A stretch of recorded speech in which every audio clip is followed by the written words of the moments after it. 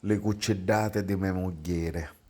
Quando si avvicina la festa di Natale, è usanza di mia moglie preparare biscotte e cucceddate assai speciali, che già a pensarle mi fanno spennare.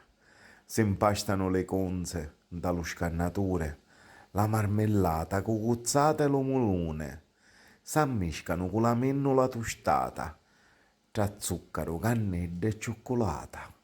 Poi si impasta la farina con la saime, uova, latte e zucchero di condire. E dopo la vanellina che si spaglia, nasce una cucceddata dalla tiglia. Si infurnano e anche se grape la finestra, lo ciavolo sbapura e mi trapana la testa.